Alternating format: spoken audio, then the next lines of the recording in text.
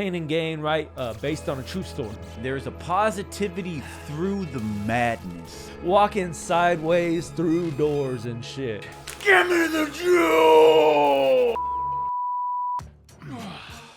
Clanging and banging, big baby.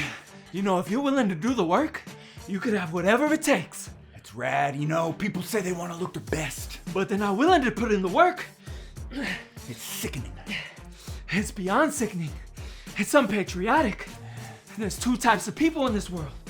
Don'ters and doers. Don't be a don'ter. Do be a doer.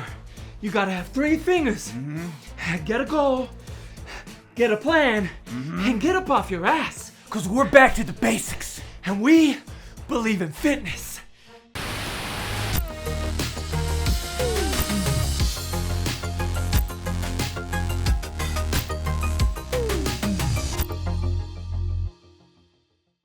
We're doers! I'm big. I'm hot. I'm a doer. Man, Michael Bay made a banger of a movie. A 90s banger at that, Josh. Dude, 2013, Michael Bay pulled his big erectile onto the cinema with this summer blockbuster. Another hit, right, for Mr. Michael Bay?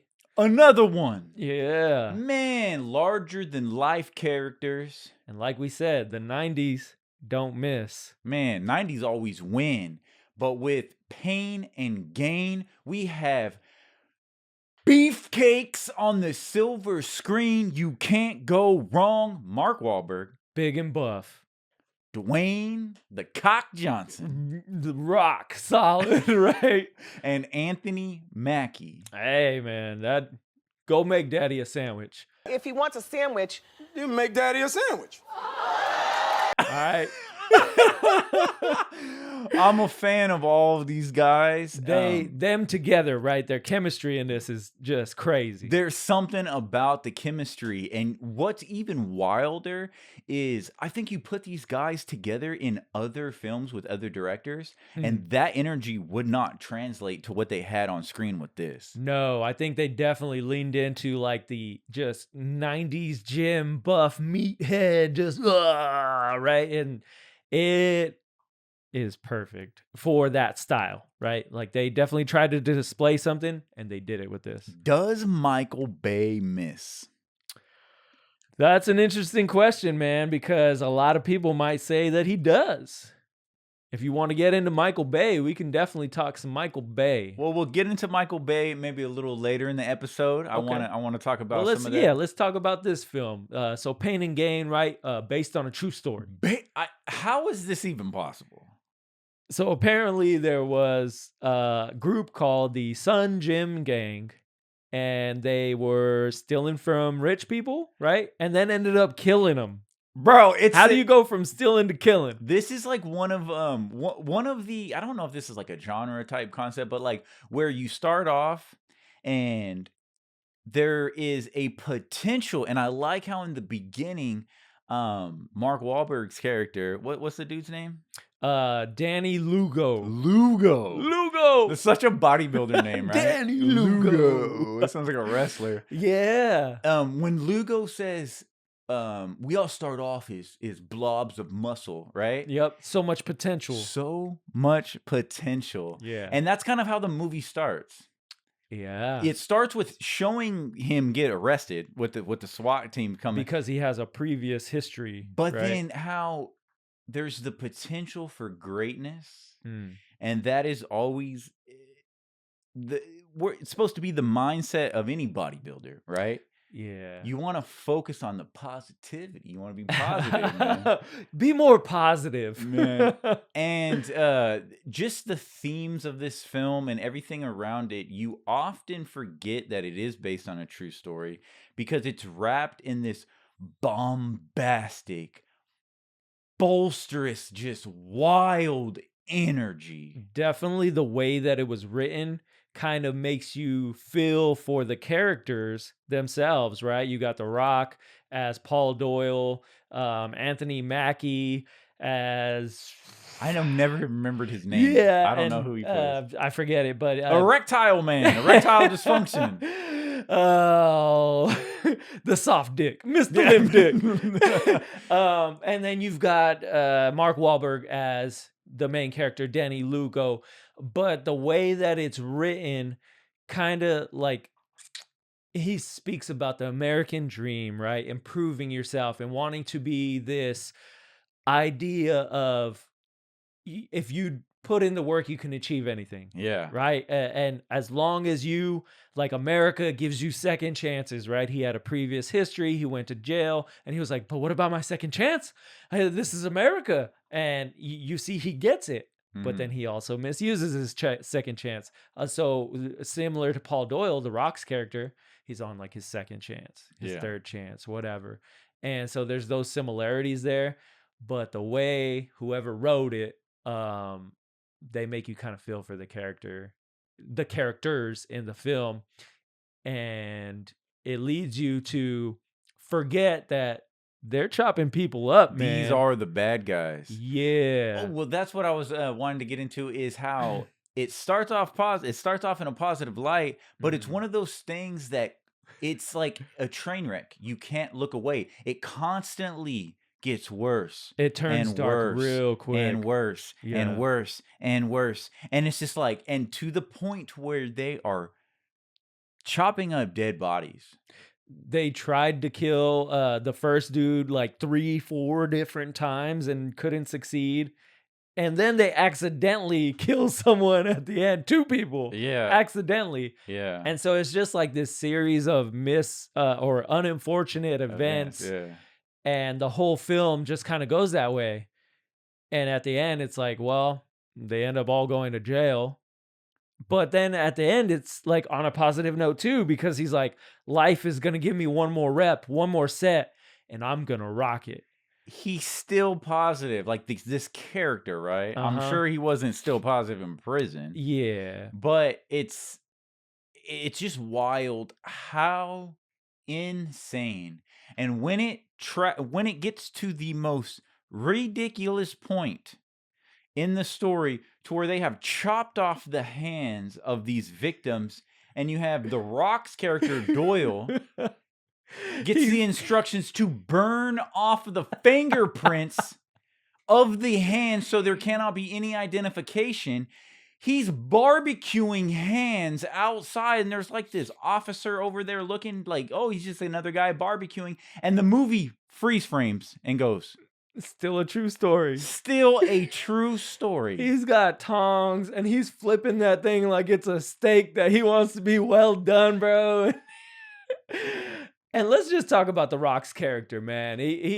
This is one movie that The Rock, he kind of loses himself into Paul Doyle, the character. Said it back in the day, and after all of these projects The Rock has done, after all of these projects he has done throughout the years since 2013, I will say this is still, as a film, as a movie, my favorite movie that The Rock is in. My favorite performance that he's given off. Okay. Definitely not the Scorpion King.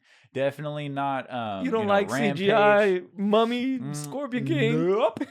But this is just insane. And it was interesting on the character that The Rock played is that we were talking about it and we're just like, so we're like, he's on the spectrum, right? Yeah, he seems like he's a little slow, man. Like he's not, like you said, he kind of misses social cues. And they even label him the weak link. Maybe because he's just so innocent in a way. Yeah. Because even when the pastor or because he goes to the church and he's like, is sort of like a halfway kind of thing. And the pastor lets him stay there, but then he starts coming on to him. And he's like, you're just so buff. And he's like, why is he telling me that I'm buff? He just didn't pick up when normal people He doesn't get it. would pick that up a lot earlier. Like, this is a creepy dude. Why is this Yeah. old dude at the church hitting on me? Like, But then when he finally does realize, he beats the shit out of him. so he's kind of like this gentle giant. A little bit. Yeah. And I really like that for his character because it's very unlike The Rock. When you think about The Rock, he's just big and buff and kind of mean and always like Black Adam, right? What's Just crazy? silent. What's crazy though is when he spirals, when he starts to spiral and he gets back on cocaine and he starts drinking again. Yeah, he's all gumming himself and he's drinking again. He does turn into a maniac. He's Yeah. threatening to bash people's brains in with baseball bats. He's robbing freaking like, what are those people who move money? Oh, the Garda, the security, The security guards with like security bags of like deposit bags of money. bags.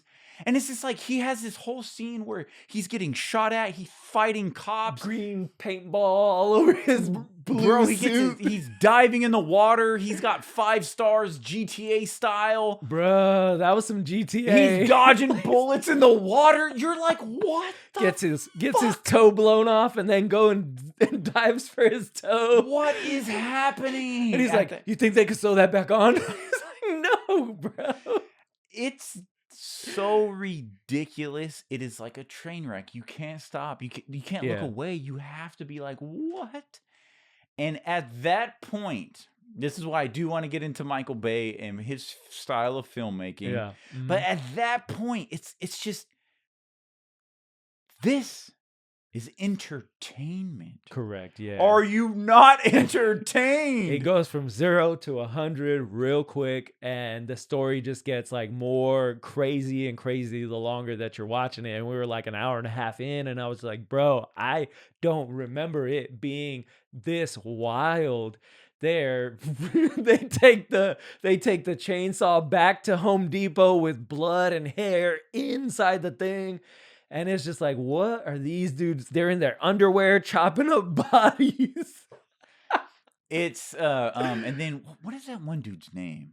He was in Westworld, the guy who plays the officer. Oh yes. What's his real name in real life? Ed Dubois, but it's Isn't his name actually Ed? it might be, yeah. But he plays Ed Dubois, the private investigator. Yeah, and so you have this crazy journey that these characters are on, and then towards the second half of the film, you have like this kind of a detective story. So you get a little bit of the Kind of vibe. like of the Catch Me If You Can a little bit. Yeah, and so he's trying to figure this out. He's like, taking pictures of him. You get that private eye. Yeah, and so I Dick like Tracy, right? I like I like that. I like that vibe. And then constantly with the world building of the 90s.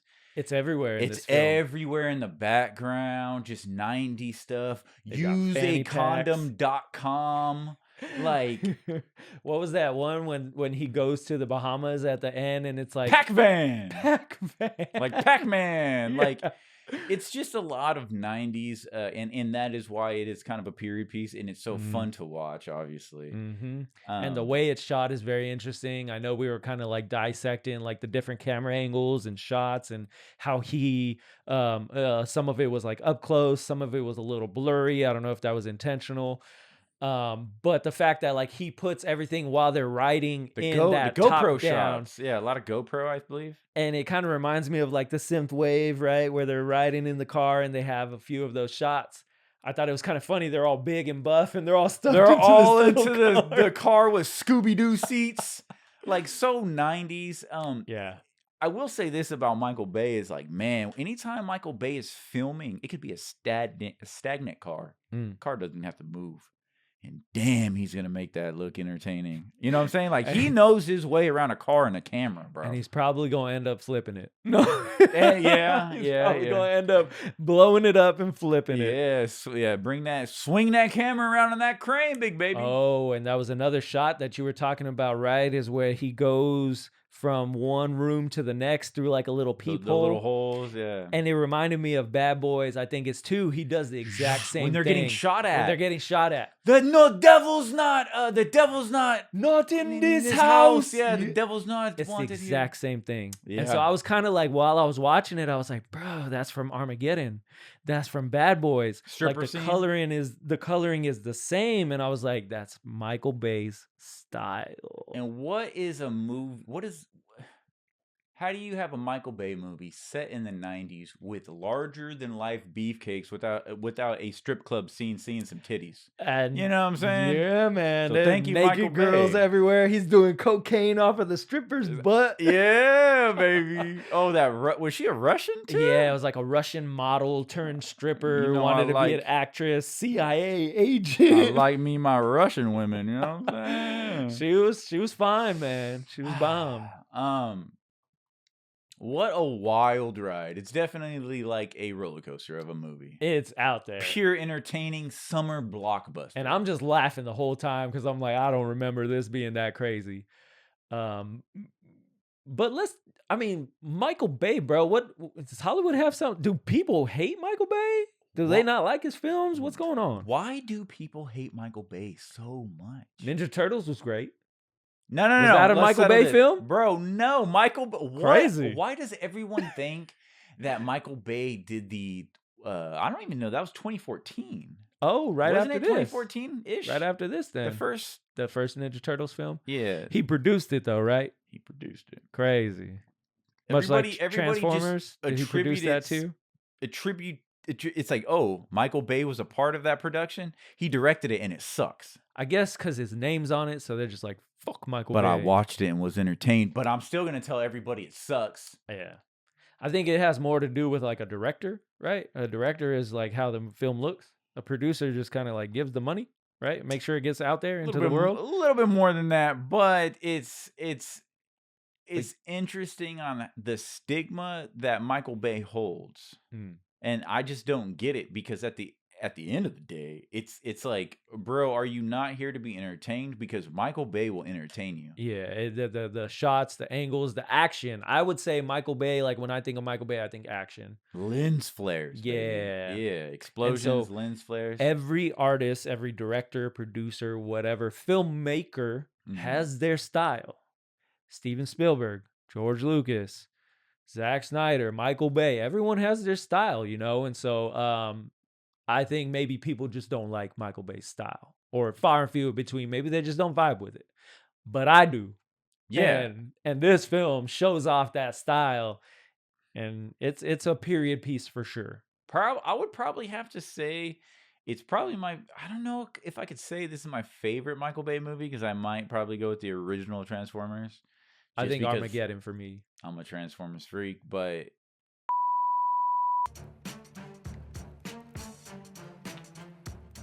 banging and banging. That's that roid rage. Give me the jewel.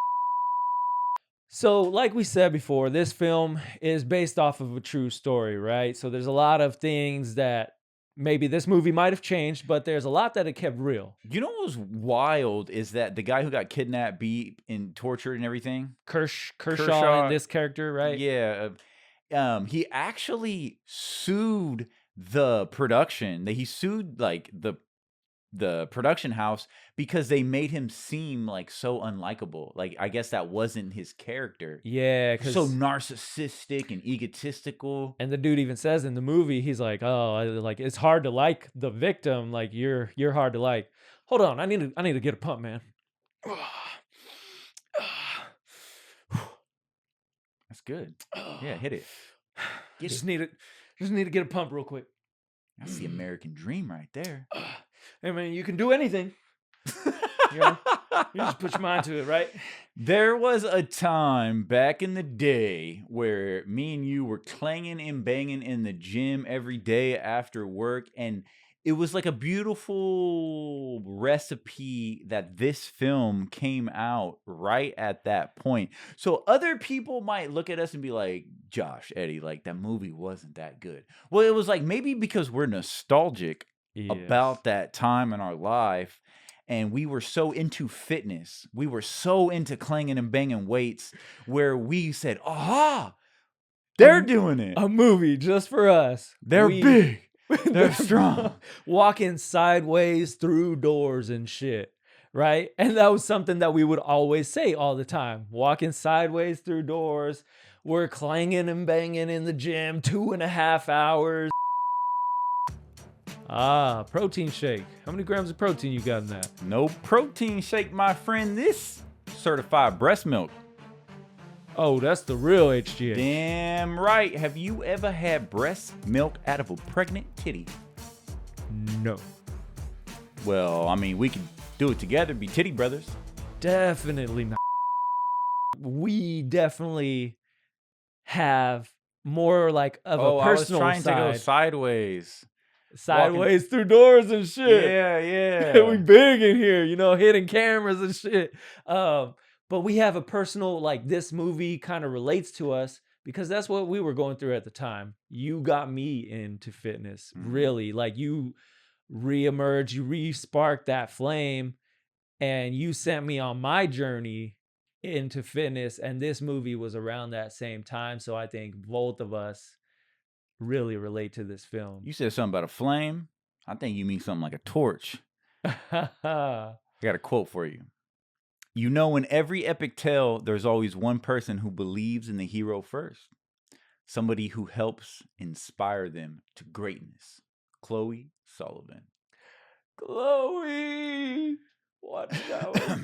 We walking through doors sideways. Clanging and banging. We getting buff. We getting swole. Titty milk. I mean, protein. The movie just it does inspire greatness. There's a positivity through the madness. Yeah, it has like a message, and it even talks about like America being founded on like tiny, weak colonies, right? And now they're the biggest and buffest country, and it just has that like all American dream like idea to it. But also within that American dream, you have opportunity for chaos. What was his dream? He just wanted to mow his lawn into the sunset. Bro, crazy. He even says that. Yeah, he was like, it may be weird for some, right? People might not relate, but I just want to mow my lawn. Like I just want to sit have on a lawn to mow. Yeah. He talks constantly about how his mindset was to achieve. He had to put the work in, right? And he always felt lesser than. And he says something at the end. Yeah, he says something that he wanted to just feel like he was a part of their world, the doers. And you can see also when people call him less than, that's when he snaps. He goes manic. Kershaw did it, and then the same dude, the other dude did it as well, and he was like, "You're just an amateur." He's like, "Fucking call me an amateur," and that's when he pushes him, and he snaps on Kershaw, and it's the same thing. Like he doesn't like to be seen as less than. He just wants to, and when he gets the power and he gets the money and all that stuff, he actually starts like being involved in the neighborhood and like reaching out to children. He constantly, no matter, even though that wasn't his house, it wasn't his neighbors, he made them. He adopted that, right? Because he stole it all. He stole all the money from Kershaw. They robbed him, everything like that. And what does he do, Lugo? Neighborhood watch? He brings the neighborhoods together. He's got satellite imagery of the neighborhoods. He's talking plans. He's got a pink whistle. He's over here. He's got the Russian chick, and he's just like, the Rock's all fucking yacked out and coked out. He's like, oh, that's good. You fucking touch her, I'll beat your ass. Yeah. And he's wanting to better the neighborhood. Yeah. Constant progress. We could be better. Yeah. And I love that. He has those ideas and those values. He just goes about it the wrong way, bro. Yeah. And that's the road paved with good intentions, right? He says something, it's a recipe for injury. Oh, he relates it to fitness in such a great way. Yes. And it's true, but then you don't just stop, right? You don't quit. You get back up there and you keep going and you keep pushing. And it's really cool the way the movie just ends. And like I said, it ends on a positive note, and he still believes in the same message, even though he's kind of lost. Like he don't know what he's doing. So Lugo, which is Mark Wahlberg's character, and Anthony Mackie's character, we'll call him Impotent. They both got life in prison. 30 or like death, right? Death sentence. They got death sentences. They spent their whole lives in prison. Well, I'm sure they're still alive in prison, right? Probably. I'm assuming. I don't know. And then The Rock's character did 15 years for like cooperating, I guess. And he is currently free. Yeah. That's He nutty. barbecued a hand. hands, bro. Yeah. He drove over a dude's head. He thought he smashed a head. He literally chose to back up and drive over a head. And this dude's walking around right now. He's probably going to watch this show. Attempted murder, right? At the very least. And so, yeah, it's really weird that he only did 15 years, but I guess that's what cooperating, right? He cooperated with the investigation so that they could get the real people who actually killed people and chopped them up. And I think Anthony Mackie's character, like overdosed that chick on horse tranquilizers. Yeah. Wild. Accident. Just kept pumping her full of horse tranquilizer.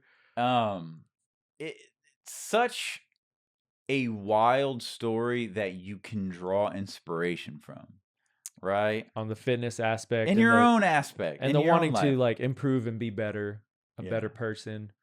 And so I think that's the real message that we'll try to take away from this film. The power of positivity. You know, much like these pecs, life is hard. Life is hard. But you don't give up though. You rest, you heal, and you get back on that bench. Life is gonna give us another set, and we're gonna rock it.